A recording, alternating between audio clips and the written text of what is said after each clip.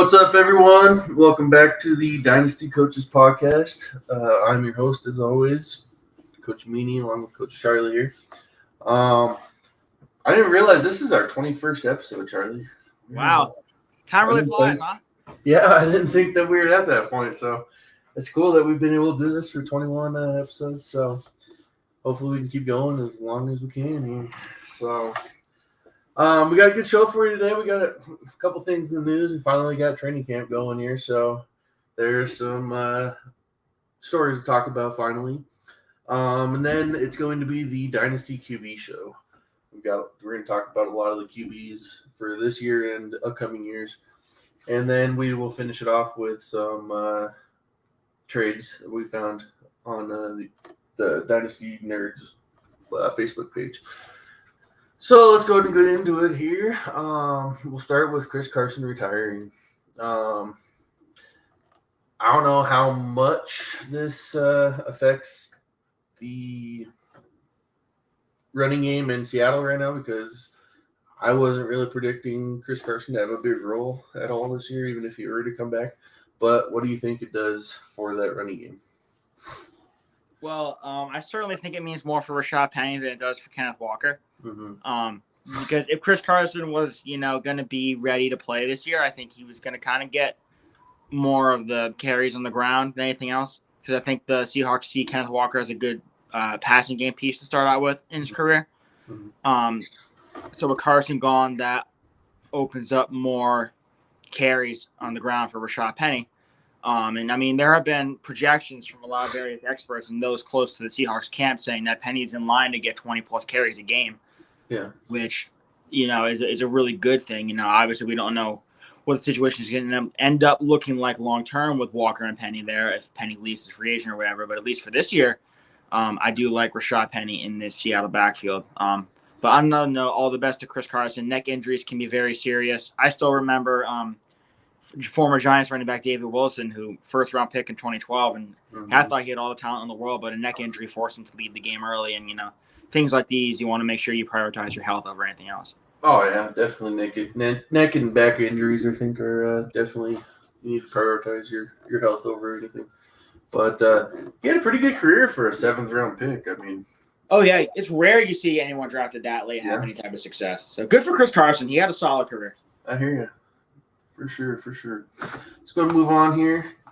Julio Jones signs a 1-year contract with the Buccaneers, and Chris Godwin avoids the PUP list.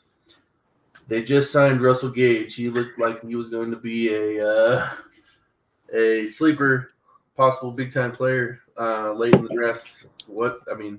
I don't have Russell Gage as anything anymore. What about you? Russell Gage? Yep. Absolutely down the toilet. I mean, coming before Julio Jones, we all thought Russell Gage could kind of be a bit of a flex play because being in the Bucs offense with Brady and Godwin looked like Godwin was going to be on the PUP list and maybe out for a few games. But with Godwin avoiding the PUP list, that's a lot of optimism for Tampa Bay that Godwin's going to be ready to start the year, which honestly I did not expect after his injury at the end of last year. No. So it's looking like the wide receiver room in Tampa Bay is going to be healthy. And with Julio Jones coming in to join the party, I don't think Julio Jones is going to do anything spectacular, but I do think he will take away the opportunities that Russell Gage would have gotten. Yeah, so, it's going to be interesting. I mean, I still think Mike Evans is the unquestioned wide receiver one here. I think Chris Godwin is going to be the between-the-sticks guy that he's always been. That gives him low-end wide receiver one, wide receiver two value. Julio is going to be maybe a low-end wide receiver fleet. It could be the occasional flex, and Russell Gage is basically droppable at this point. Yeah, I think all of them kind of take a hit, obviously, except for Brady. Evans, I think, before this news and before I thought Godwin was going to be on the PUP list, I had Evans as, he had very realistic chances of finishing as wide receiver one this year. But I think that still drops. But like you said, he's still going to be the number one wide receiver in this offense. It'll be interesting to see if it was Julio Jones done, or was it just because the Tennessee offense is so run heavy with Derrick Henry in there? So it'll be interesting to see if Julio Jones can put up even 75% of what he was in Atlanta. Because if they did, I mean, this is going to be the best quarterback he's ever played with. Oh, yeah. And Buccaneers are probably going to be in the running for the Super Bowl again. Yeah, and I mean, we saw what he did with Matt Ryan throwing him the football. Matt Ryan is obviously no slouch, but Tom Brady is Tom Brady. Yeah. So sure. it's not a bad thing. It's going to be a plus for Julio compared to his short stint in Tennessee, which was a flop. Yeah, I agree. Going to move on here. J.K. Dobbins starts camp on the PUP list. Injured last year in the preseason.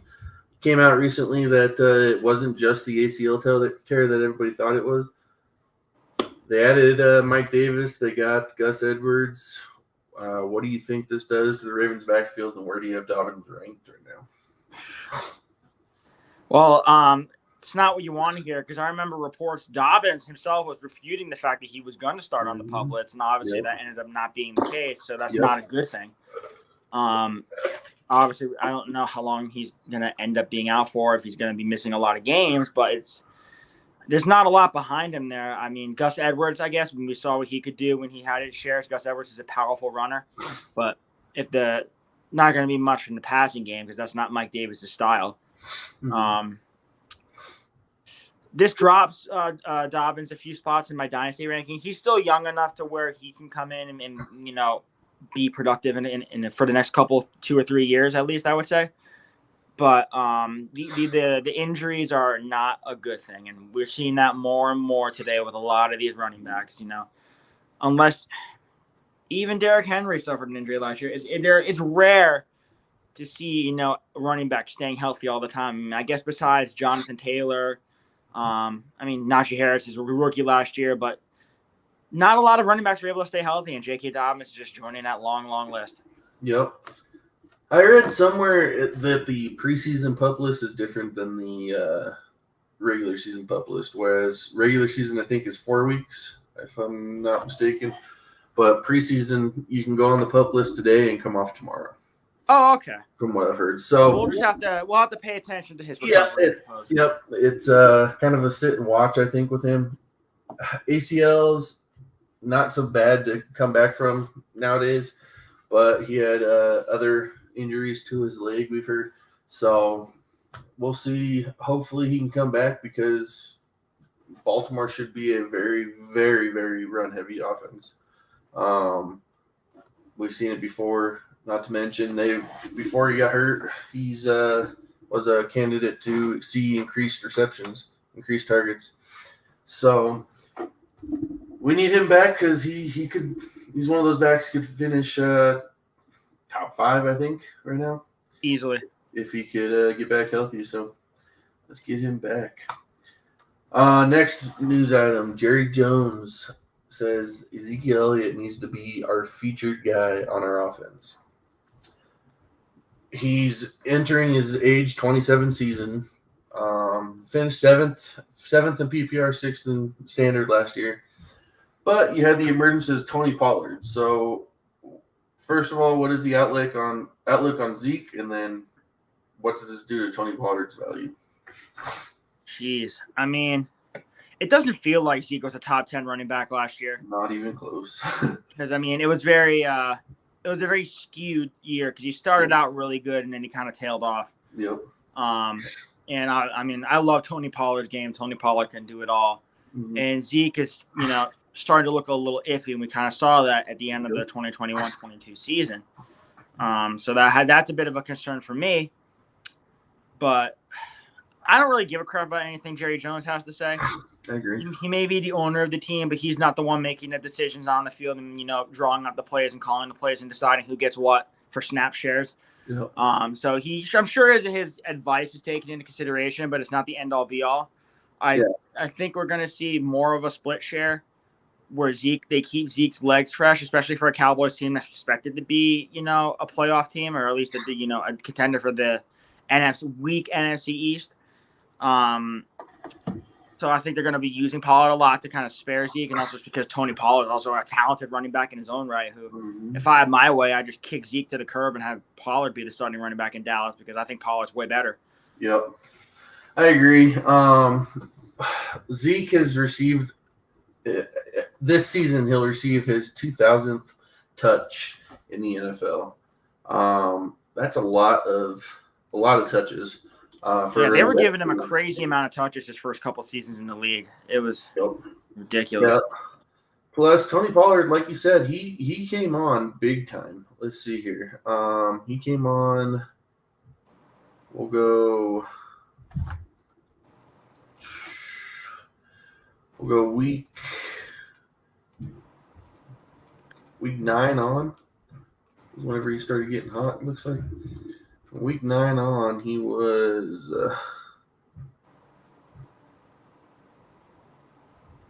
I guess not all that great. Running back 41. But he came on definitely at the end of the season. Pretty hot. So we're seeing a guy that has a ton of touches. He's going to be breaking down. They said it last year that they wanted to keep him healthy and ready for playoffs. They're always a team that is going to be there. They're going to win the division again this year. Their division is not great. So you're looking at a guy that Jerry Jones says this, but I don't think it's going to be happening because there's too much working against him. His age, number of touches, Tony Pollard, even his offense is more of a run or a pass-first offense with Dak now.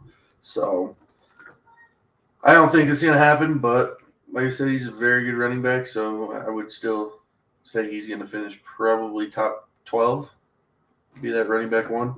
So we're going to get into the meat of our podcast today, the quarterbacks. We're going to talk about the contract year quarterbacks first. There's only 2 of them I saw, Lamar Jackson and Kirk Cousins. First off, Lamar Jackson, finished 16th in 4-point and 6-point last year. He's currently going QB4 in Dynasty, 47th overall in 1 QB and 14th overall in 2 QB. Lost Marquise Brown this year. Really only has Rashad Bateman and Mark Andrews. What do you think his outlook is? Well, he doesn't really need much more than Mark Andrews considering the way the Ravens offense is run. Mm-hmm. We saw what he could do last year with Mark Andrews, and he was they were explosive as ever, and Lamar does everything with his legs anyways. Probably the most dynamic 2-way QB in the NFL, I would say, with his unique blend of speed, and he's been working on his arm. He can sling it downfield with the best of them. He had a good connection with Hollywood for a bit last year. Mm-hmm. So he can make plays with the arm. Otherwise, obviously, he wouldn't be a good QB. Mm-hmm. So he's going to get paid very handsomely. He's going to be a top 10 QB this year. And I think he's going to cement his status as a top 5 dynasty quarterback because I know there have been a lot of questions about that lately. Yeah, I agree. Greg Roman, offense coordinator for the Ravens. I know this might just be coach speak, but he said this training camp is the best I've ever seen Lamar Jackson throw. So I know he's been working on it big time, trying to improve his accuracy, mechanics, stuff like that. But is this a prove-it year for Jackson? Because the Ravens really aren't jumping to sign him at all. He's still waiting on that big contract. What do you think? Yeah, I think he's going to use that to influence him a bit. Be like, oh, they don't want to pay me. Well, I'll show them that they should pay me, and he's going to go off. Chip on his shoulder, in essence. Yeah, I agree. I think Lamar Jackson is well worth it, so they're going to be paying him. And if not, then the Ravens are really dumb. So, Jackson or Herbert, who you got? That's tough. Yeah. But, I mean, I would – it's close, but give me Jackson. I think I'm going to go Herbert there just because the offense is probably going to be better in LA than it is in Baltimore. I'm just a sucker for that rushing upside. I agree. What about Jackson or Burrow? I would still take Jackson. Take Jackson. All right. Moving on to Kirk Cousins here. I get the podcast, except for me, you and Nick. The hate is real on Kirk Cousins, but he's got Justin Jefferson, best wide receiver in my opinion. Still has Adam Thielen, KJ Osborne, Irv Smith is coming back. He finished QB 11 and 4-point, QB 9 and 6-point. Currently going is QB 15 in Dynasty, 105th overall in 1 QB, 40th overall and 2 QB. What do you think his outlook is there? Kirk Cousins gets a lot of hate. He's obviously not special. He's kind of viewed as a middle of the pack QB, but I mean, his numbers last year were pretty damn good. Mm-hmm. And he can sling it. I think he's going to be competent. I think he's kind of going to just be another middle of the road, really solid QB2 option. He's probably going to have a few QB1 weeks sprinkled in. I mean, when you have such a dynamic offense, when you have Dalvin Cook, when you have Justin Jefferson, when you have Adam Thielen, Irv Smith's the breakout candidate this year, and bringing in Kevin O'Connell to run that offense, and we saw what he did for Matthew Stafford in that Rams offense last year. Ooh, boy, that was fun. Mm-hmm. And if he can even bring, 50% of that to Minnesota, they're going to be such an explosive team. And that's only going to help Kirk Cousins more than anything else. So I think he's a guy that, as much as we like to crap on him, I think he's a guy that could be in line for a really good season. I agree. We saw Justin Jefferson earlier in the year saying this is no longer a run-first team. So I think Cousins is in for a big year. As far as Dynasty, I'm not too sure because Kirk Cousins is entering. I think he's only 33. So honestly, I think that they resign him, especially if they have a good year, because this might be the year to win their division with the Packers. That's true. Adams. So you might be looking at division winners here, and if they do that, I think Kirk Cousins gets another contract with them. So, like I said, man, I'm a believer in Kirk Cousins. I get a lot of people don't like him. I know you and Nick are just saying but the guy finishes QB9 to 13, 14 every year. I know. It just feels like I want to say flies under the radar, but I don't want to say that. I guess he's just we're all kind of used to the jokes about primetime Kirk and about how he sucks in any big games. Mm-hmm. But the reality is that he's not as bad as we make him out to be. No, I guess is what I'm saying. I'm still not enthused about him. I still think it's just mad because I always feel like there's better options on the board. But if I had to, I wouldn't mind taking him. So I know this one for this year will be Brady, but for Dynasty, Cousins or Brady? Dynasty is Cousins because I'm just waiting for Brady to retire. Yeah. If it was redraft, you're giving me Brady 100%. I agree with that 100%. But for Dynasty, Cousins is only 33, and QBs last a lot longer in this league. So yeah, Cousins or Tannehill? Cousins. Okay. Again, we talked about it earlier with Tennessee and their run-first offense. They don't throw the ball. Yep. It's a Derrick Henry show until Derrick Henry retires. On to QBs with QB1 upside. Start with Dak Prescott. He said it himself that he'll run a lot more in 2022. He's coming off that knee injury in 2020 last year, so he's should be running more. He lost Amari Cooper this year. Got QB7 and 4-point, and 6-point. QB7 in both 4-point, 6-point. He's currently QB11 in 1 QB and QB10 in 2 QB. Those seem really low for Dak. What do you think?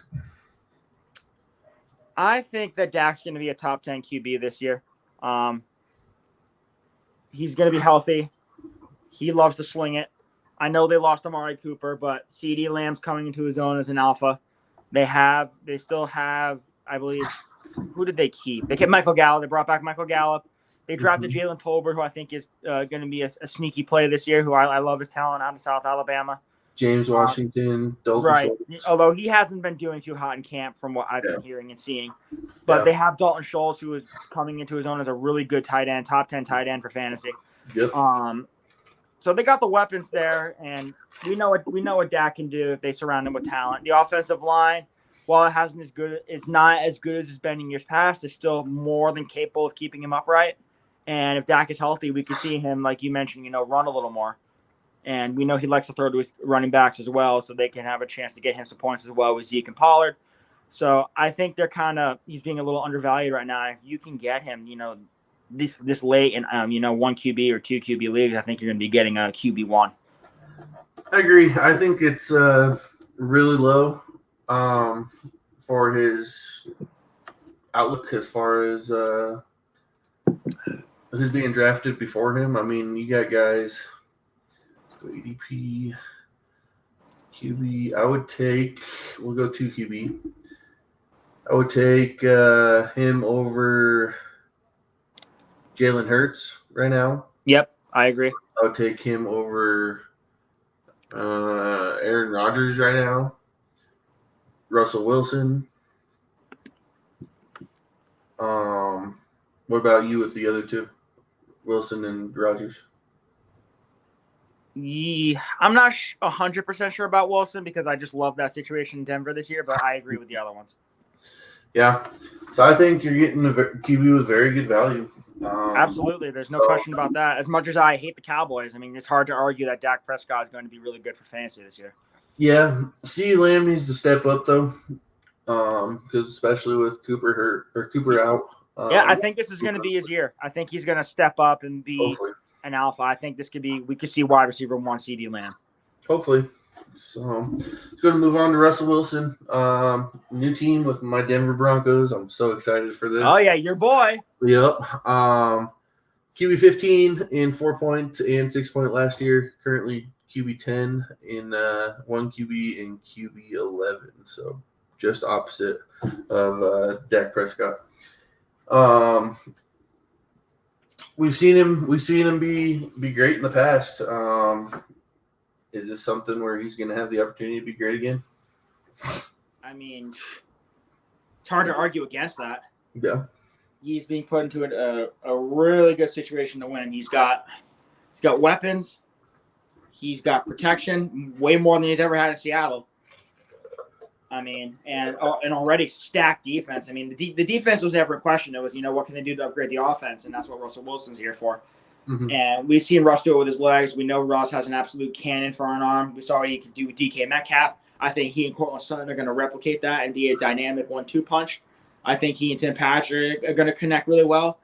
And if Jerry Judy is able to stay on the field, whatever concerns he's got going on there, I think he can kind of be the Tyler Lockett of the offense. Yeah. Who do you think is that number 1 target? Do you think Courtland Sutton?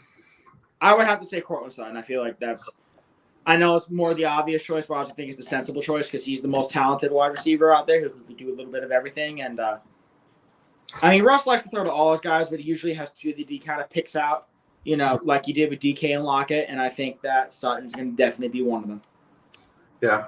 I think for sure he's a top 10 quarterback this year. That offense is too good right now for him not to finish as top 10. Quick question. Wilson or Lamar Jackson? Is your love for Lamar Jackson higher? For Dynasty, you're giving me Lamar. Mm-hmm. But for this year, you're giving me Russ. All right. Maybe the next couple of years, you're giving me Russ. But yeah, the age gap is big enough. Well, for Dynasty, I would rather have Lamar Jackson.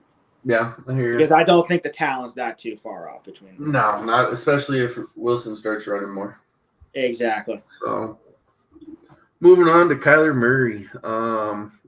He was out a couple games last year, but still finished as QB 11 in 4-point and QB 10 in 6-point. But that could be wrong because we just went through that on the other one. So scratch that.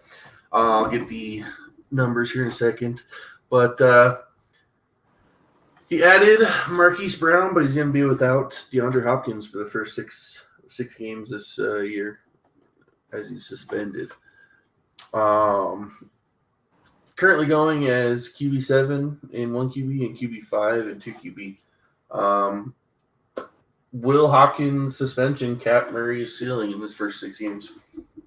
I don't think it's going to hurt him as much as people are making it out to be. Because Murray's got plenty of other targets he can go after. Because he and Zach Ertz seem to like each other. They drafted Trey McBride in the 2nd round. They're not just going to sit him on the sidelines. And they brought in his old Oklahoma teammate in Hollywood Brown. Okay. So Kyler Murray's going to have plenty of targets to throw to. And Kyler Murray can do things with his legs that very few other people in the league can, save for Lamar Jackson. Mm-hmm. So Kyler will find ways to make things happen even without, his best weapon on the field. I think that them trading for Marquise Brown definitely probably made up that difference that they would have lost with Hopkins being out the first 6 games. So I don't think it's really going to affect Murray at all. But do you think that the addition of Brown makes Kyler Murray a QB1 overall candidate in 2022? I think he's a sleeper QB1 candidate, but I'm not going to put him outright in the candidates to be a QB1. You going to put him with Herbert, Mahomes, and Allen? I can't put him up there, not yet. No. Murray or Burrow? Burrow, but it's really close, really close. I heard somewhere that it was just an opinion, but it kind of got me thinking. Is Kyler Murray the really only quarterback in the league right now that can give us 5,000 yards passing and 1,000 yards rushing? Upside. I mean, Lamar Jackson probably can't hit that 5,000 yard passing mark, but yeah, I mean, Kyler Murray here. If all the stars align, I mean, he's probably the best one capable of doing so. Kyler Murray, I guess he's only been at as high as 3,900. Didn't think of that, but he's got such immense throwing upside. Out of the rushing quarterbacks in the league, the true rushers, I think he's probably the best thrower. Yeah. So, out of Jackson, Hurts, those types of players. But would you consider Dak a running quarterback? I would not. Okay. So, yeah, I mean, I don't think it's going to hurt a whole lot. I answered my question earlier that I asked you. I think I'd take Murray over Burrow, but that's close for me. So, we'll go and move on to Joe Burrow. Says he could run more with this offensive line being better. He was coming off that leg injury last year also, so he wasn't running as much, but I've heard that he does want to run a little bit more. Finished QB8 at 4-point and 6-point last year, and then is currently being drafted as QB4 in 1 QB and 2 QB leagues. What do you think about him? I think that's just about where he should go because Joe Burrow is a top 5 quarterback. Yep, I agree. Towards the bottom of the top 5, but top 5 nonetheless. Yeah. We saw what he was able to do last year with the Bengals. I mean, he made it to the freaking Super Bowl. Mm-hmm. Jamar Chase, Tyler Boyd, T. Higgins, 3 really good wide receivers. They're finally figuring out how to protect them on the offensive line. They made severe investments in that offensive line this offseason as well, bringing in a lot of guys to help protect them. So that was huge. And, I mean, Joe Burrow is Joe Burrow.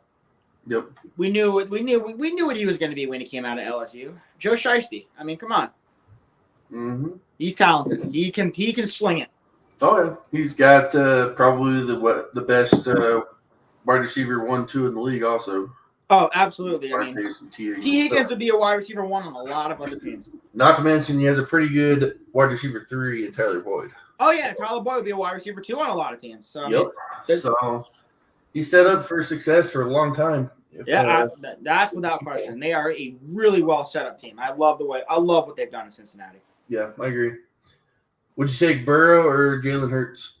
Burrow, without question. I despise Jalen Hurts. Not ready. Well then, this is gonna be a good next guy here, Jalen Hurts. Oh come on, we have to talk about him. QB1 upside, guys. I guess he finished QB9 last year. So he added AJ Brown. His throwing ability is not the greatest, but he finished QB9 and 4-point, QB11 and 6-point. He's currently being drafted right behind Burrow at QB6 and in 1 QB and QB7 and 2 QB. Will his throwing ability just destroy his fantasy value, or do you think he's still going to be top 10 with his rushing upside? I mean, I don't think I've ever seen a QB be like that bad in real life, but still be really good for fantasy, like the way Jalen Hurts was last year. Like, he couldn't make a throw to save his life, but he was somehow still putting up 20-plus point fantasy performances because of his legs and legs alone, basically. Yeah. So, I mean, if he was a running back, he'd be great. But in all seriousness, the Eagles did do some things to make him theoretically, be better this year. Adding A.J. Brown's obviously a huge step. Their offensive line's looking, healthier and revamped. I guess he has the upside. I think he's going to be more top 12, top 15, though, than anything else, because I just think that his throwing capabilities are really going to hurt him. Yeah, I read somewhere A.J. Brown is like the perfect receiver for Jalen Hurts, because I read somewhere that A.J. Brown had the number one amount of receptions on uncatchable balls. So Jalen Hurts throws a lot of what we would call uncatchable balls. Jalen Hurts is the type of quarterback to just throw it up and say, screw it, he's up there somewhere. Yeah. So I guess for A.J. Brown, that's a good thing. Yeah, I mean, it helps. A.J. Brown's like, 6'3"? Yeah. So, and having Devontae Smith there certainly helps as well. Yeah. I should mention that. And Dallas Goedert. Yep. So it's just a matter of whether or not Jalen Hurts can figure out who is throwing the ball to. Not to mention their running back, not Sanders, but Gainwell. Gainwell's been Kenneth Gainwell. Yeah. I talked about this earlier this year on a Roto E podcast. I said Kenneth Gainwell was a dynasty guy I liked this year, and I got crapped on for that. Well, look at me now, Rick. Look at me now, boys. Kenneth Gainwell season, baby. Never gonna hear any hate about that man again. All right. I pray Miles Sanders can get the hell out. Quick question: to Hurts or Stafford? Stafford. Hurts or Lance? Hurts. I would go. I think I take Hurts above everybody just because there's a upside. I'm a Jalen Hurts fan. I think that I've talked about Jalen Hurts a lot on Twitter. Yeah, you should not. I did a comparison as far as stats go on a lot of the top QBs right now on their first however many starts it was, I can't remember. And he wasn't that far behind. He was actually in front of some other guys. I mean, this next comment is nowhere near me thinking that Jalen Hurts is better than Josh Allen, but he's actually started his career better than Josh Allen did. And now we know Josh Allen made the huge, never-before-seen jump that he did, but Jalen Hurts can still make the jump, is what I'm saying. So we'll see if he does, if he puts in that work, makes the jump. But we'll go and move on here. Derek Carr. He finished QB 14 in 4-point and 6-point. Currently QB 15 in 1 QB, QB 13 and 2 QB. But he added Devontae Adams and gets back Darren Waller. Not to mention, now he has a offensive-minded head coach, a very good offensive-minded head coach in Josh McDaniels. Will the addition of Adams make Carr that top 10 QB? Yeah. I think he'll be a top 8 QB this year with Devontae Adams, a healthy Darren Waller, Hunter Renfrow, having Josh Jacobs. I think adding Zamir White is going to be a nice sneaky element to their game as well. Mm-hmm. Just keeping him upright is going to be the concern. I don't have the most faith in the Raiders' offensive line. Mm-hmm. But having Josh McDaniels is going to be a huge boost. He knows how to make an offense better. He's been doing it for years. So I think honestly, the sky is the limit this year, at least for Derek Carr and the Raiders. We'll see how it pans out, but I have a lot of faith. I agree. He's a guy that I've been trying to trade for a lot lately because he's still being valued as that top 15 quarterback. Actually, funny enough, I made a trade with Derek Carr in a dynasty league a few weeks ago. Mm-hmm. We had just transformed our league into Superflex, so we made the rule that you can only have 2 QBs on your team. Mm-hmm. And I picked up Carr off of waivers, and I immediately just flipped him for 3 second-round picks. Yeah, I mean, that's it's not horrible. You may have been able to get a first in 2 seconds, maybe. I think he's worth the first at this point, but at the time, the value wasn't going to be there considering the nature of the league. Yeah. If it was a setup dynasty, I guarantee you I probably could have gotten a first, but it was a unique structure at the time. Yeah, I think that Carr is kind of a better version of Kirk Cousins. I didn't want to say it, but I was thinking it, like we all crap on Kirk Cousins. At least I crap on Kirk Cousins, but I like Derek Carr, even though I feel like we kind of had a bit of a similarly structured path. We'll go Carr or Cousins. Who you got? Carr. I do have Carr. The situation is way better. No, right, Carr or Stafford. I would still take Stafford, but it's closer than a lot of people would think. No. In Dynasty, would you take Carr or Trevor Lawrence? Trevor Lawrence. Trevor Lawrence still? Yes, Trevor Lawrence still.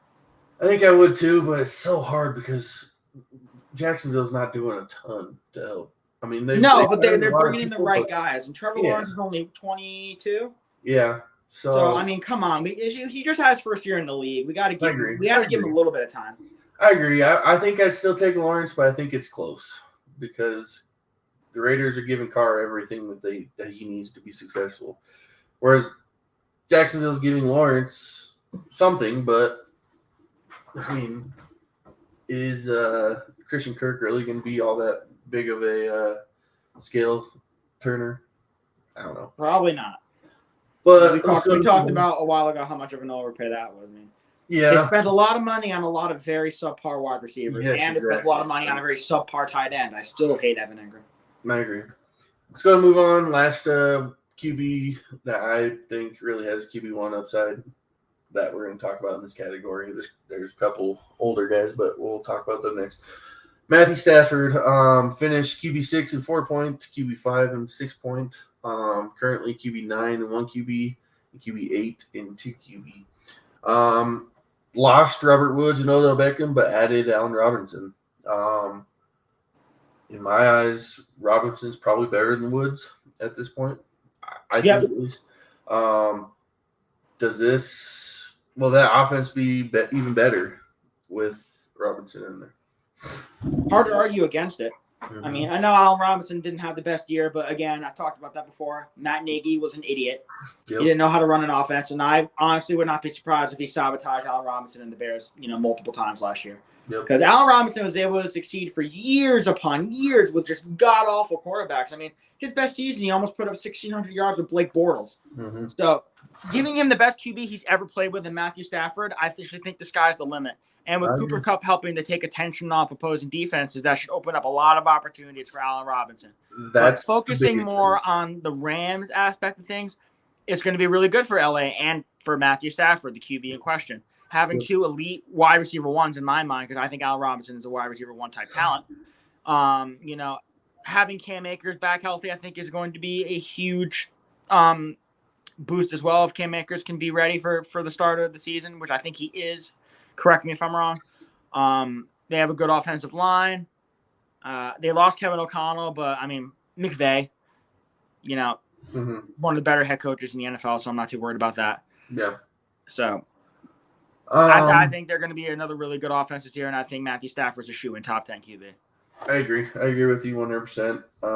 Stafford is, I mean, I've said this before. Last year, Stafford was a top 10 QB. Even in Detroit, I think. I mean, he's just good. He's been good all his career. I mean, if you want to nitpick, I guess you could say the Rams could use a tight end. But, I mean, they could, but Higbee has shown I guess, spurts of being a pretty good tight end. Again, like I said, I think it's a nitpick. But I guess if you really wanted to, pinpoint something that the Rams would use to improve the offense, it'd be a more consistent tight end, I suppose. Because the flashes have been there for Higbee, but he hasn't really put it together. Yeah. In Dynasty, Matt Stafford or Zach Wilson? For Dynasty? Mm-hmm. Probably Stafford. About Stafford or Lawrence? Still Stafford. I think I take Stafford above all those, both those guys there. It's tough because I love my young QBs, but Matthew Stafford's still going to be around for a little while, and he's still really good. So. Yep. Let's go and move on to the old men. I don't want to spend a ton of time talking about these guys because we all know they're nearing the end of their careers. They're not going to be great for Dynasty. But you got Tom Brady, Aaron Rodgers, and Matt Ryan. Tom Brady, QB3 in 4 point, QB2 in 6 point. So it's hard to go away from him because of that. But got Rodgers, QB5 and 4 point, QB6 and 6 point, and then Ryan, QB19 in both 4 point and 6 point. We'll start with Brady. Obviously, Dynasty, I don't want him on any of my teams, but this year, kind of a year by year basis with him. We have already talked about him in the news about Julio Jones and Chris Godwin, so we'll go and skip that one. But Aaron Rodgers lost Devontae Adams this year.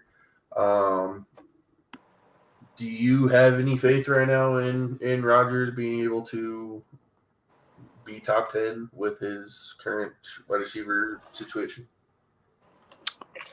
Aaron Rodgers is one of those QBs with the ability to elevate everyone else around him. And I think Aaron Rodgers is talented enough to be a top 10 QB even without all the, the big name Devontae Adams, because he's still got two really good running backs in Jones and Dillon. I think he has a more well-rounded crew of wide receivers. He's got the vet in Randall Cobb. He's got Alan Lazard, who I think is going to, have a chance to prove himself this year. He's got the rookie in Christian Watson, who is really intriguing, and he's got a couple other guys. I think he's been gushing about Romeo Dobbs. Yeah. And they still have Amari Rodgers as well. So I think Rodgers is still going to be pretty damn good this year. I agree. I think he's probably, if he is top 10, he's going to be like 10th overall. I don't see him finishing as the MVP again this year. But with that being said, I mean, he's been MVP, 2 straight years now? So the guy is a great football player. So he's definitely somebody who signed a 3-year contract, I think, with Green Bay. So he should be around for at least the next 2. But I don't know if I would make a strong push to try to get Rodgers on my Dynasty fantasy football team. But let's go ahead and move on to Matt Ryan here. Switch teams to the Colts. Is this possibly the best team he's ever played with? I mean, has to be, right? I mean, 2018 they went to the Super Bowl. I thought that was 2015. That was a long time ago. Was it 20? No, 2015 was the Broncos. Broncos won. Oh, no, 2016 was that Falcons team. 28-3. Yeah, so New England fans never like to let people forget about that. So. Yeah. Does he have top 10 potential with this move? Potentially, yes, but I think he's more top 12. Mm-hmm. He's gonna hover around it. He's got the best offensive line. I mean, I think in the NFL, because I love the Colts offensive line. Yeah, I agree. He's got Jonathan Taylor, who is going to take a lot of pressure off him. They're not, they're not going to be, it's going to be easier for him to throw the football because teams are going to be worried about Jonathan Taylor. They're going to want to stack the box. Mm-hmm. He's got Alec Pierce. They just drafted in the second round. They got Michael Pittman, who I really think is coming into his own as a wide receiver 1. They drafted Jelani Woods, who I think is just sneaky good, who I think is going to be a sleeper tight end as well. I mean, the Colts know what they're doing. They made a mistake with Carson Wentz last year, and they've rectified that mistake. Matt Ryan will do good things with this football team. I agree. I think Matt Ryan, hopefully he's not like a Phillip Rivers. Hopefully he's more of a Carson Palmer than a Phillip Rivers, where he kind of goes into a new team at the end of his career and puts up great numbers and possibly gets them to the Super Bowl. I think that Carson Palmer took Arizona to the Super Bowl, right? 1 year. Yeah, I believe he did. So hopefully he's more of a Carson Palmer than a Phillip Rivers. So we're going to move on here. QBs you can take a shot on. Start out Baker Mayfield, Jared Goff. Out of both these guys, who do you think is going to have a better chance at being relevant? I think it's Goff without any doubt. I agree. We have seen Baker Mayfield really struggle in training camp. He's been outperformed by Sam Darnold. Yeah, I agree. Really bad look for Baker Mayfield. Yep. Whereas with Jared Goff, he doesn't really have anyone, there to challenge him. Mm-hmm. And the Lions got a lot better. They're not getting a lot of. They don't think they get as much credit as they should for it. But the Lions really improved overall as a team, and I think they're going to be a team nobody wants to face. They're not going to be a really good team, but they're going to be a team that fights and scratches and claws, and they're gonna be tough for a lot of these competitive teams. Mm-hmm. Adding Jameson Williams and DJ Chark to boost that offense that already has Amon-Ra St. Brown and DeAndre Swift and TJ Hawkinson, and what is a really good offensive line. With Penei Sewell, Frank Ragnow, I believe Jonah Jackson, they're good. Yep. That's a good offense. I agree. Defense, got a boost with Aiden Hutchinson. That's another story. We're not here to talk about defense, but their offense is good. It got a lot better. Jared Goff's going to have protection. He's going to have weapons. So if he doesn't succeed now, it's on him. And I don't think he was that bad last year. I just think the Lions really didn't get too many opportunities to score because of their defense. I agree. Yep, I think Goff. I don't think he has anything like a QB1 potential, but but he can be a fill-in on a bye week. He can be a very good QB too. Yep, I agree. I think he's got top 15 upside for sure. So, we will go and move on to the next two, Tua and Jameis Winston. It shocked me to see this, but before Winston's injury, he was on pace to be a top 10 to 12 quarterback for last year. That's pretty good. Plus, he's added Olave and Landry and should be getting Michael Thomas back at some point. Who knows when, but should be getting him back at some point. Who do you got here, Tua or Jameis? Give me Jameis. Tua got the better weapon without question in Tyreek Hill, but I'm not a believer in Tua's arm strength and Tua's accuracy still. Is that the same for this year and Dynasty? Yes. Okay. And the Dolphins' offensive line isn't that great either. They've had a lot of struggles there moving guys around, which isn't the greatest. Jameis got Jarvis Landry. He got Chris Olave, who I love. Chris Olave. Me too. Probably my second best wide receiver in that class, which I stated before. And getting Michael Thomas back would be great if he can even be 75% of the Michael Thomas that we saw in his prime. A better offensive line there still. I know Teron Armstead left, but we haven't even mentioned Alvin Kamara. Right, Alvin Kamara. He might not even get suspended. He'll be good to go. That's fantastic for them. He's going to be a great weapon. Yep, and they may have lost Teron Armstead, but they still got Ryan Ramchick and a few others on that offensive line, so they're still going to be above average. And Jameis can sling it. It's never a question. Jameis can throw the football, and if he gets a full season at the helm, he could throw for 4,500 yards and 30+ touchdowns. I agree. We've seen it before. He's been 5,000 and 5,030. We saw what he did in Tampa Bay. We all like to make fun of the interceptions, but he can sling it. I agree, and he was on pace. He had a 14-3 QB. Yeah, see, that's great.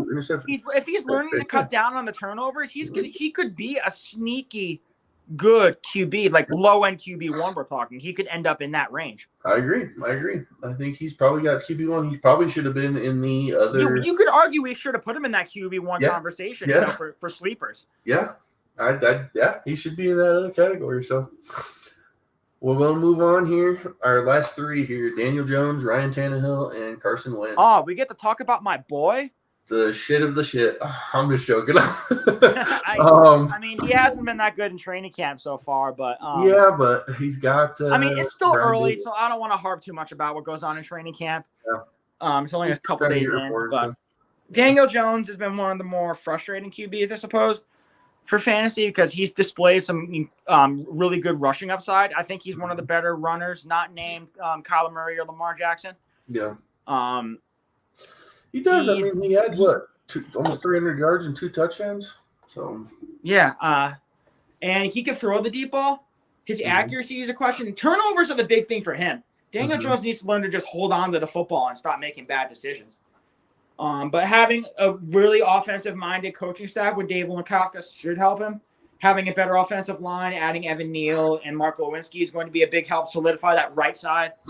Having healthy weapons. The Giants always have injuries. I've read that they're the most injured team in the NFL over the past 10 years. Yep. Which is remarkable. I still think it's the turf at that godforsaken stadium. Yeah. But having a healthy Saquon Barkley, Kenny Golladay staying healthy, Kadarius Toney and Wan'Dale Robinson have been playing incredibly well. That's what I've heard. That's what I was going to ask you.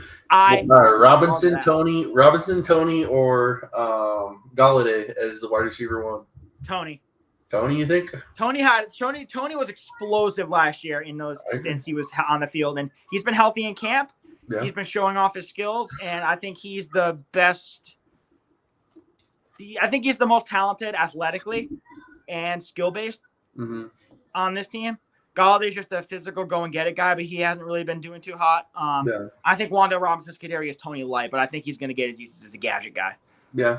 So if these guys can stay healthy, Daniel Jones should at least be a quality QB2 option, if nothing else. Do you think? Would you take Jones over Tannehill and Wentz? I would take Tannehill over Jones, but not Wentz. Carson Wentz is bleh. I think I'd actually take Jones over Tannehill. You would? Okay. I think I would. I think that the upside is higher for Jones than it is for Tannehill. I think the floor is higher for Tannehill than Jones, but upside, I think Jones, with all those weapons and the addition of Brian Dable with what he did with Josh Allen. The fact that it's also a contract year for Jones, too, means he's got something to prove. Is it? Okay. Because they declined his option. That is true. I forgot all about that. So, yeah. You make a good point. But I think I would still stick with Tannehill for the floor option, if nothing else. Yeah, for sure.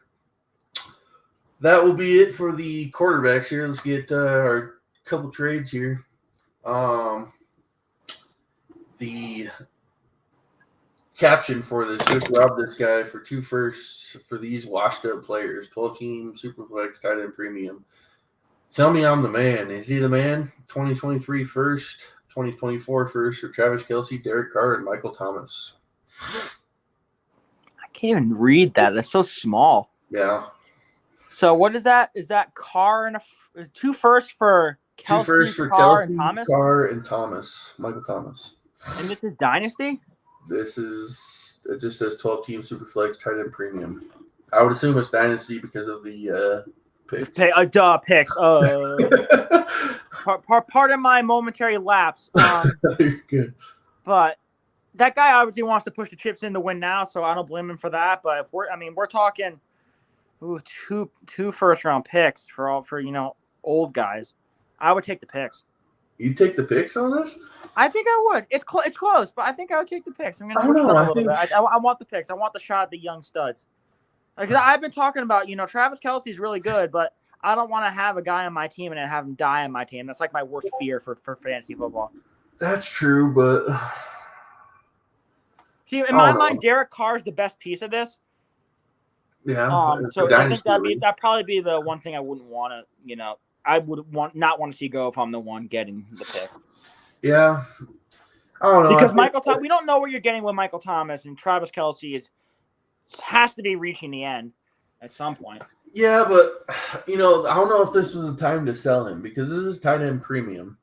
You're probably, if you wait for that first big tight end injury, you might be able to get 2 firsts just for Kelce on a contender during the season. Right now is not really the time, I don't think, to be selling these guys. I mean, maybe Carr, but Thomas, have him come back, and if he comes back as that great option that we've seen him, Thomas, I think, is worth at least 2 firsts if he comes back to form. That's a mighty big if. Yeah, it's a mighty big if, but we could be looking. We've said that Thomas is. We haven't seen him in 2 years now, pretty much. Well, what if we haven't seen him in 2 years and he's still the best? I mean, he's had 2 years off. His body hasn't taken the hits that usual normal wide receivers take. I mean, there's that chance that yes, he sucks, but then there's that chance that maybe talent is just talent. And you could also, you can argue that obviously now may not have been the best time to sell, but I think for selling now, that's not the worst price in the world. Yeah, for sure. It's not like a fleecing. Closer, but it's close enough that I think I'd rather take the shot on the first rounders. But anyway, moving on. Trade to 12-team PPR Superflex. Start 2 running backs, 3 wide receivers, 1 flex. What is this? Mark Ingram, Evan Ingram, and Justin Jefferson for Allen Robinson, DK Metcalf, and a 2023 second. Doesn't matter. Justin Jefferson side. All right. It doesn't matter any type of league at all? It does not. All right. What now? Dynasty. We don't see DK Metcalf playing with Drew Lock and Geno Smith forever. No, we don't. But we also see him playing with them for the short term and maybe for the next couple of years. Whereas with Justin Jefferson, I feel like he's going to be locked in with Kirk Cousins, who I know is still a pretty good quarterback. We don't like to talk about it, but who's still a decent option at quarterback. Yeah. And I would, if I was just getting Justin Jefferson, as far as I'm concerned, the Ingrams don't exist. Okay. I see this as Jefferson for Robinson, Metcalf, and was that a second? All right. If I'm getting Jefferson, I still do that in a heartbeat. No, I agree. I was just kind of playing devil's advocate. Oh, there. Of course, as you should. It's good to look at both sides, but I think I would rather. I like how this person graded it A and B. Yeah, exactly. I would rather have the Jefferson side because Justin Jefferson is the wide receiver one. I agree. I think I've been doing some research on these guys, and I think Jefferson is the wide receiver one over Chase. So, last trade here, Justin Herbert, a 2023 third, and another 2023 third for Zach Wilson, a 2025 fifth or first, 2023 second, and 2024 second. Wow. Is so Justin Herbert and 2 thirds for Zach Wilson, a first and 2 seconds. Yeah, see that comment by the first guy underneath that trade, like you're absolutely shitting me. Like that's the best comment. I agree. Because who in their right mind trades Justin Herbert for just 1 first alongside Zach Wilson? Zach Wilson has some upside in Dynasty, but I mean, come on, Justin freaking Herbert, who's only like a year or 2 older than him, is already a top 5 option. Yep. If you're going to be selling him, you got to be getting a lot more than that. That's a joke. Hell yes. I'm seeing Justin Herbert type players going for 4 firsts. Yeah. And you're selling him for 1 first and 2 seconds, pretty much. What an idiot. Yeah, I agree. I definitely 100% does not matter the league, Justin Herbert side. My God. That will do it for us. Make sure you guys go to the site and get onto that the podcast that we're going to be doing for charity for the Dumb Friends Humane Society. Trying to get some money for them. I think we raised, like I said, about $300 last year, so we're hoping to double that at least this year. So get into that, and then get into the leagues that we're going to be doing for it also.